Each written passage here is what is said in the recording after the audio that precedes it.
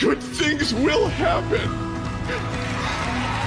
Behind the fame were surgeries, trauma, betrayal, and a scandal so devastating it nearly wiped Brendan Fraser from Hollywood's memory.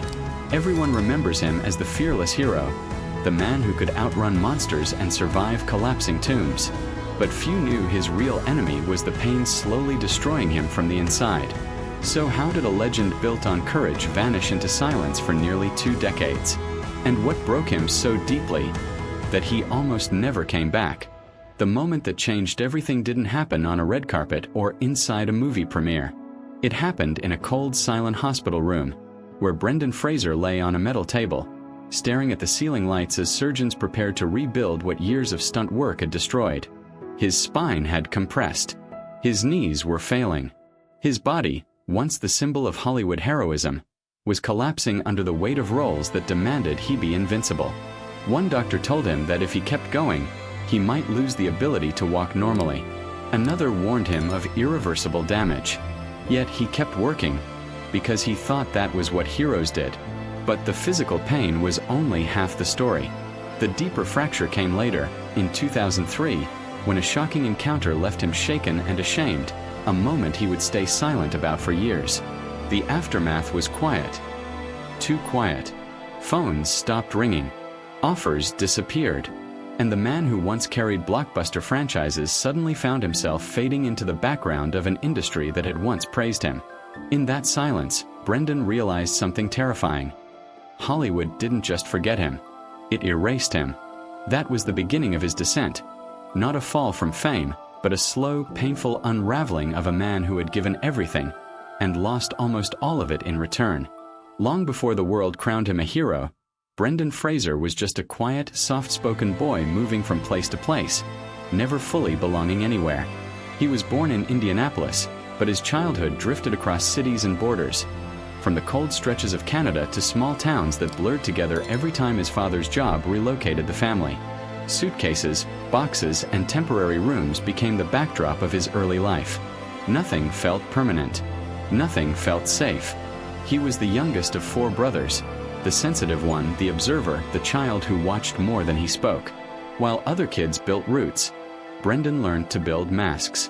Every few years he became the new kid again, walking into unfamiliar classrooms, eating lunch alone, absorbing whispers and stares. That gentle shyness, so often misread as weakness, would later become the emotional depth audiences connected with. But as a boy, it only made him a target.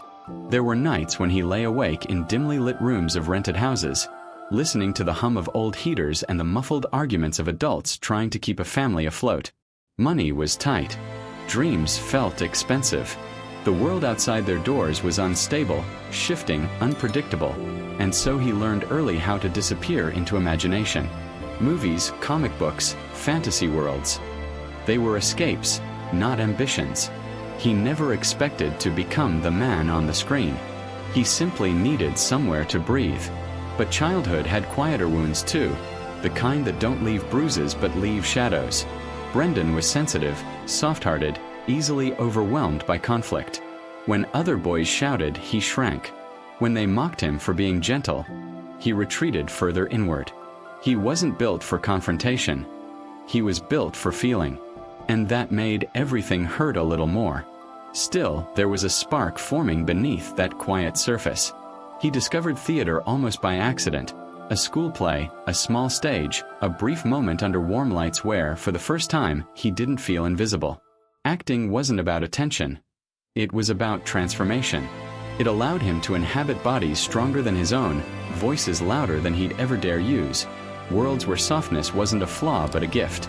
And in those early performances, something extraordinary happened. He found a place where being different finally felt right. His parents noticed the shift, the way he seemed lighter, more alive, as if stepping into characters helped him step out of his own fears. But even then, Brendan carried a subtle ache, a sense that belonging was fragile, that love came with conditions, that stability could vanish overnight. Those early uncertainties carved deep channels in him, channels that fame would later fill, and then painfully empty. What he didn't know, standing on those small stages with trembling hands, was that this gentle boy, bruised by constant change, shaped by silence, protected by imagination, would one day become a global symbol of adventure, strength, and unbreakable courage. And what he knew even less was how cruelly life would later test the softness he fought so hard to defend. Brendan's path into acting didn't begin with dreams of fame. It began with restlessness, the quiet ache of a young man who had spent his entire childhood moving, searching, adapting, never quite fitting in. When he stumbled onto the stage during a small college performance, it felt like breathing for the first time. Here, under the wash of warm lights, he could finally exist without apology. He attended the Cornish College of the Arts, a place that encouraged boldness, rawness, vulnerability. Everything Brendan had been told to hide. The training was brutal, stripping students down to their emotional cores before rebuilding them. But Brendan didn't break. He bloomed. There, he realized something powerful. He didn't need to shout to be heard. His silence, his softness, could speak louder than anyone expected. His first real opportunities came not from privilege, but persistence.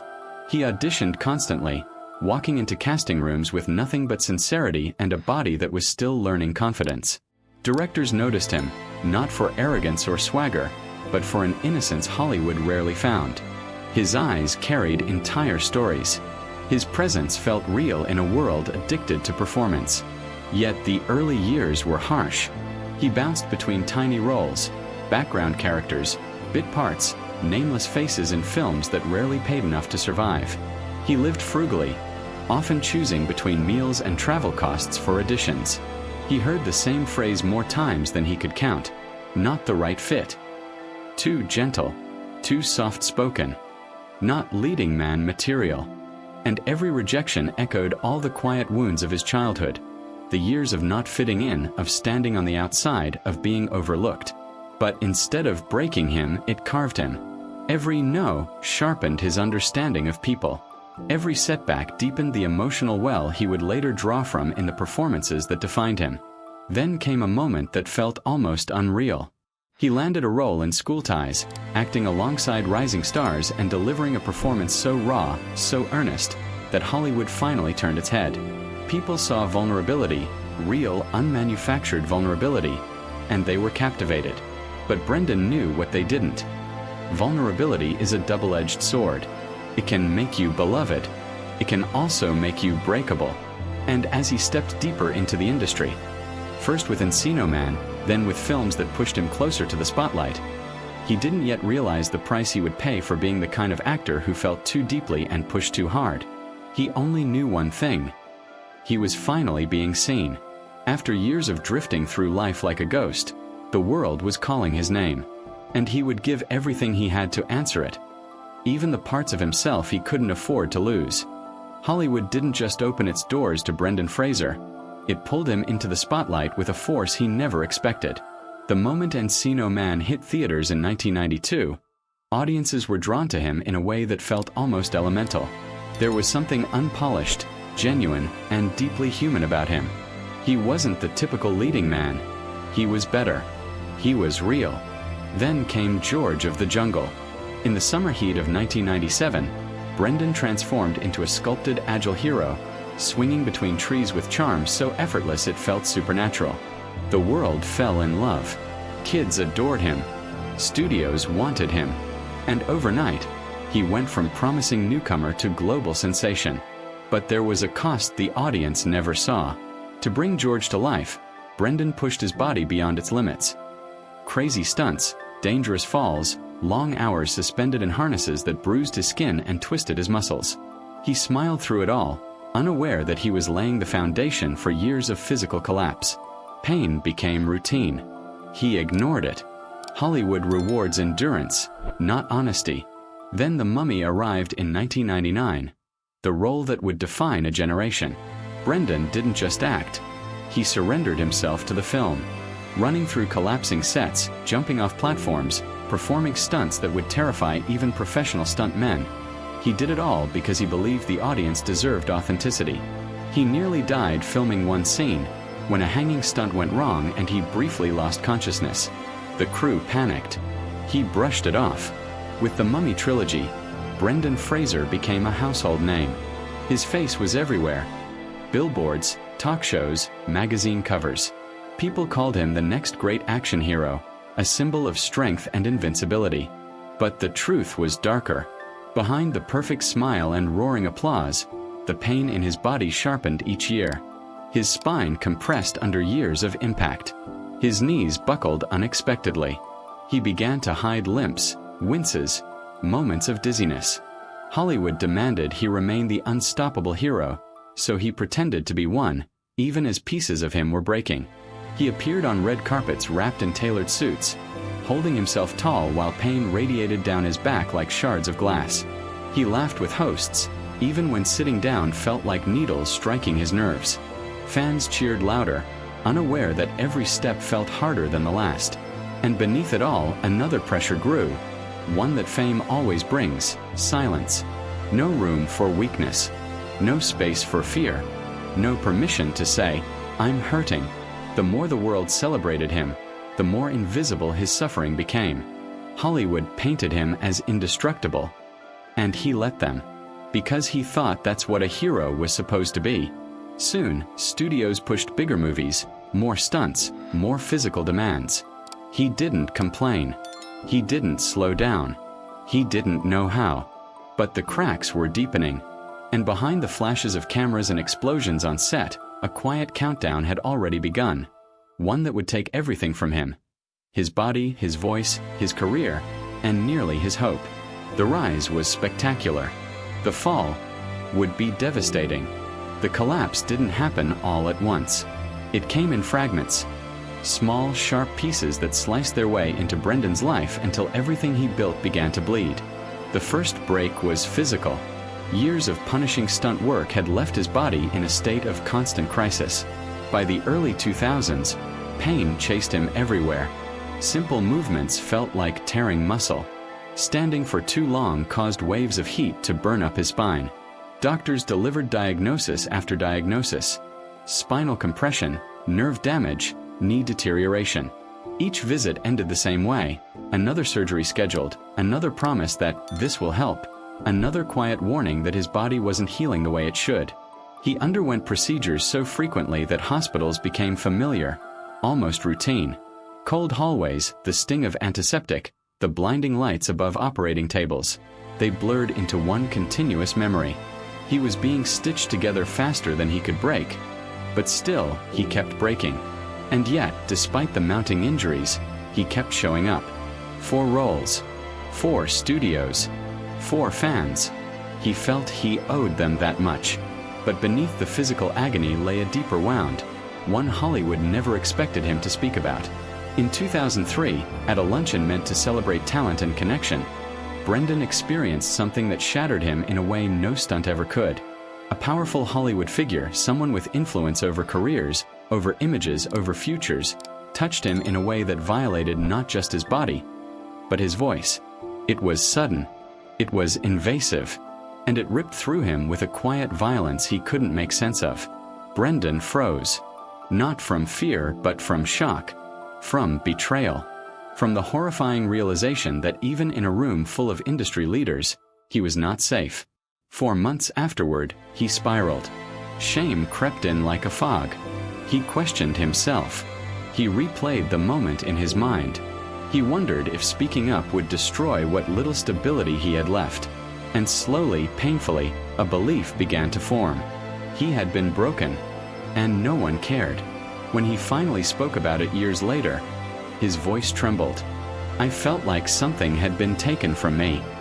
A simple sentence, but it carried the weight of years spent locked in silence. What followed was even darker. Suddenly, calls stopped coming. Auditions dried up. Studio offers disappeared without explanation.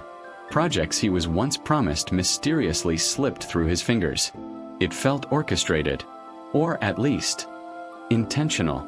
He wasn't in demand anymore. He wasn't marketable. He wasn't what the studios were looking for. Brendan began to wonder, was this punishment? Retribution? A consequence for not staying quiet enough? Hollywood didn't push him out loudly. It pushed him out quietly, which was far crueler. At home, life offered no escape. His marriage fell apart under the strain of surgeries, financial pressure, emotional exhaustion, and the slow erosion of the man he once was. The divorce was devastating, not just emotionally but financially. He faced spiraling legal costs and obligations he struggled to meet as his income collapsed. He sold properties. He downsized his life. He questioned his worth. And then came the blow that cut deeper than all the others. His son's autism diagnosis. Brendan loved him fiercely, completely. But the responsibility, combined with the pain, the career collapse, and the loneliness, pulled him into a depression so heavy it pinned him to the ground. He stopped making public appearances. He avoided cameras, interviews, red carpets.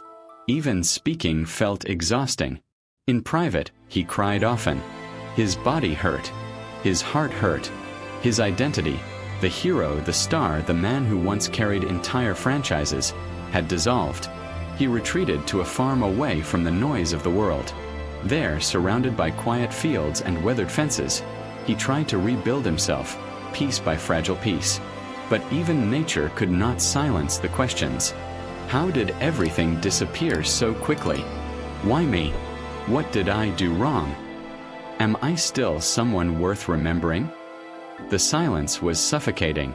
Some nights, the loneliness became so thick it felt like a physical presence in the room, pressing on his chest, whispering doubts, reminding him of every rejection, every loss. He wandered the house in the middle of the night, unable to sleep, listening to the creaks in the floorboards and the faint hum of wind outside his windows. He touched old movie posters with trembling fingers, unsure if the man in those images still existed. Hollywood had crowned him a hero. Then it left him to bleed in the dark.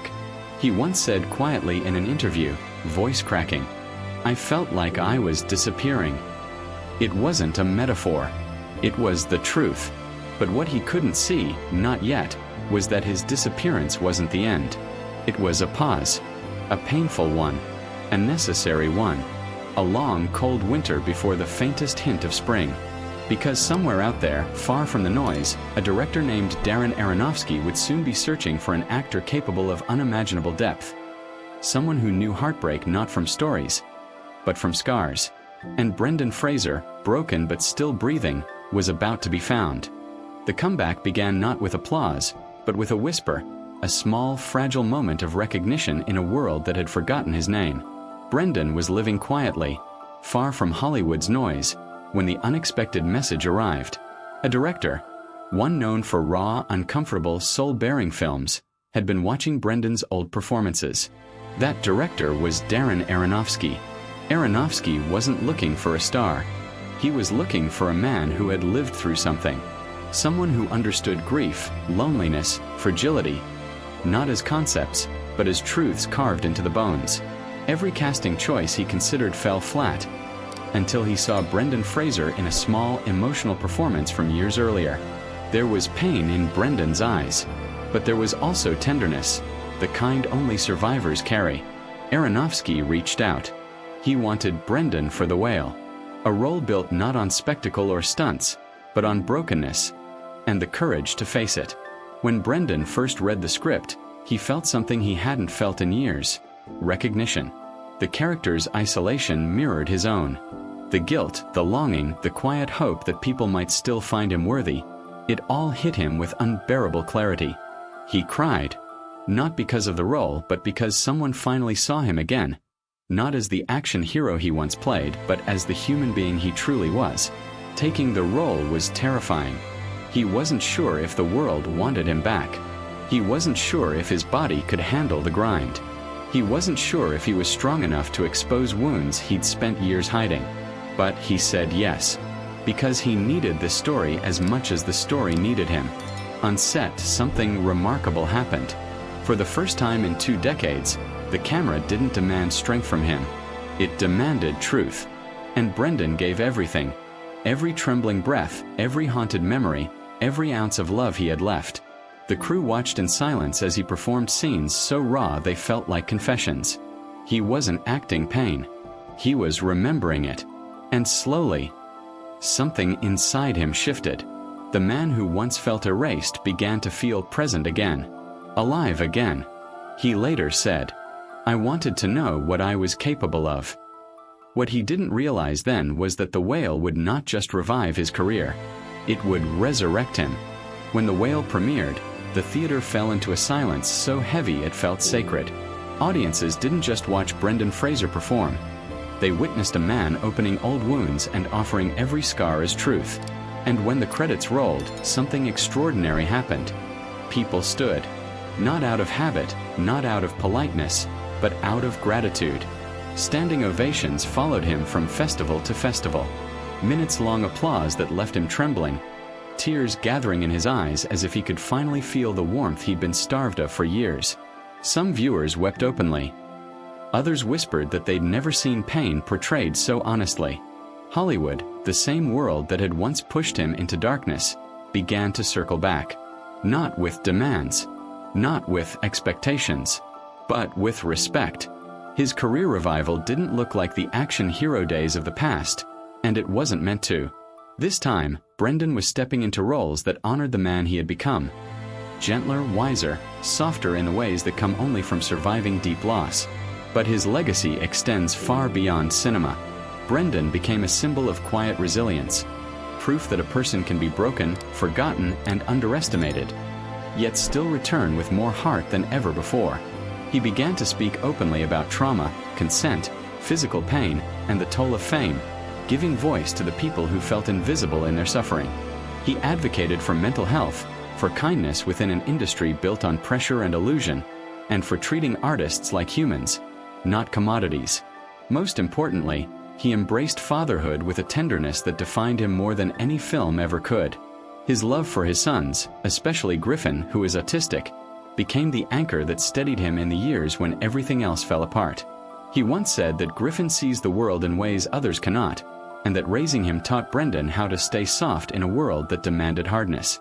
Then came the moment no one thought possible. His name read aloud at the Academy Awards. Brendan stood on that stage, tears shining under the lights, holding the Oscar with hands that had once trembled from doubt. The world watched a man who had survived the impossible finally being honored for his truth, not his perfection. This was not the same hero from The Mummy. This was a man reborn, not in muscle, not in myth, but in meaning. His legacy is simple, devastating, and beautiful. You can lose everything, your health, your voice, your career, your confidence, and still rise again with a heart stronger than the world ever gave you credit for. Brendan Fraser's journey reminds us that strength isn't always loud. Sometimes, it's the quiet endurance of someone who keeps going even when the world stops watching. He lost almost everything: his health, his confidence, his place in Hollywood. Yet he never let bitterness consume him. Instead, he learned to rebuild slowly, gently, from the inside out. His story teaches a truth many people forget. You don't need to return as the person you once were. You can come back softer, wiser, more aware of your limits, and still be powerful. You can rise without armor. You can heal without haste. You can be broken, and still deserving of love, respect, and a second chance. Brendan didn't reclaim his old spotlight. He created a new one born from authenticity, vulnerability, and courage. And so, as his story closes, a quiet question lingers, one only you can answer. So, what's your story?